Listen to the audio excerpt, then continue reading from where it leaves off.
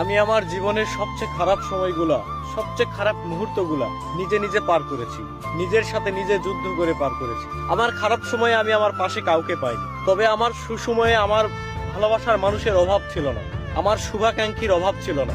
এত এত মানুষ, আমি একটা সময় মনে করতাম আমার জীবনে যখন কোনো বিপদ আপদ আসবে, যখন আমি কোনো খারাপ পরিস্থিতির মধ্যে পড়ব, তখন হয়তো তারা আমাকে সবটুকু দিয়ে আমার পাশে থাকবে, তারা বিনা স্বার্থে আমাকে ভালোবাসবে, আমার পাশে থাকবে। কিন্তু আমি ভুল ভেবেছিলাম। আসলে ভাই, এই স্বার্থের দুনিয়ায়, নিষ্ঠুর পৃথিবীতে আপনাকে কেউ স্বার্থ ছাড়া ভালোবাসে না।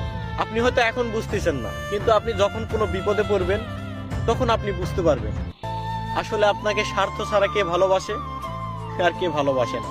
তবে আমি এটা শিওর বলতে পারবো, স্বার্থ ছাড়া কেউ কাউকে ভালোবাসে না, কেউ কারো পাশে থাকে না। স্বার্থের পৃথিবীতে সবাই স্বার্থের পাগল।